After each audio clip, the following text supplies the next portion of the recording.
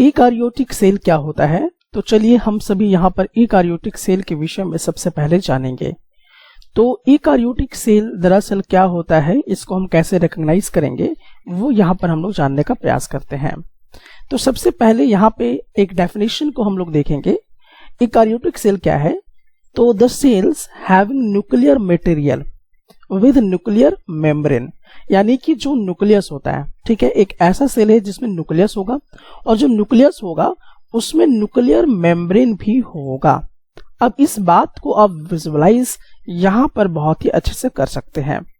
जैसे एग्जाम्पल के तौर पे देखिए, यहाँ पर आप इस वाले हिस्से को, बाहर वाले हिस्से को देख रहे हैं, तो इसको हम क्या कह रहे हैं? सेल मेम्ब्रेन कह रहे हैं। और इसके अंदर वाले हिस्से में, यानी कि ये वाला पार्ट में अगर हम चले जाते हैं तो यहाँ पर आप देख सकते हैं कि इसको हम साइटोप्लाज्म कह रहे थे, ठीक है, ओके। अब दूसरी चीज अगर हम लोग देखते हैं कि अगर हम इस वाले पार्ट के अंदर आते हैं, ये वाला अंदर वाला, ठीक है, तो ये वाला पार्ट को हम लोग क्या कह रहे हैं? That is the nucleus. क्या कह रहे हैं? न्यूक्लियस हम कह रहे हैं। अब इसका जो बाउंड्री आपको दिखाई दे रहा है, न्यूक्लियस के जो इस तरफ जो बाउंड्री बना हुआ है इस टाइप का, ठीक है, that is known as nuclear membrane, ठीक है। तो जिसके पास न्यूक्लियर मेम्ब्रेन होता है वही सेल क्या कहलाता है?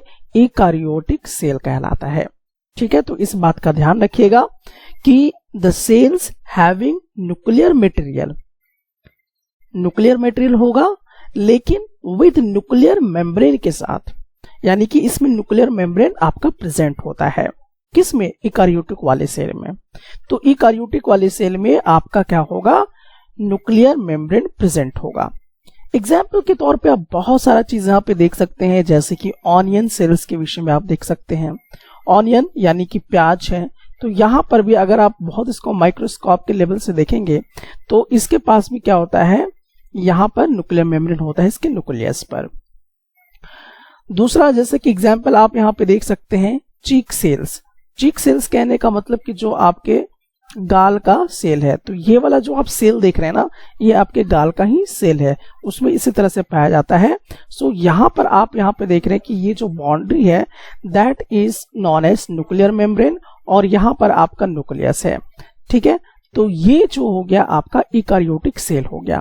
तो जितने भी आपका एनिमल हैं, जितने भी प्लांट्स हैं, वो सभी के सभी यूकारियोटिक सेल से बने हुए हैं।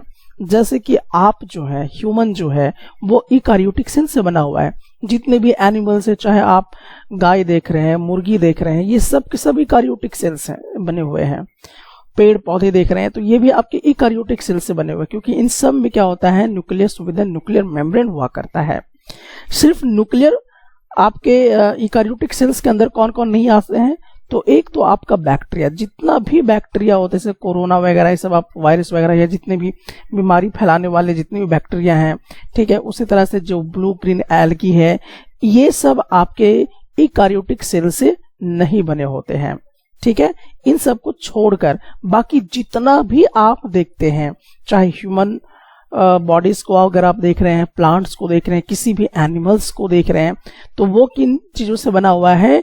यूकारियोटिक सेल से बना हुआ है।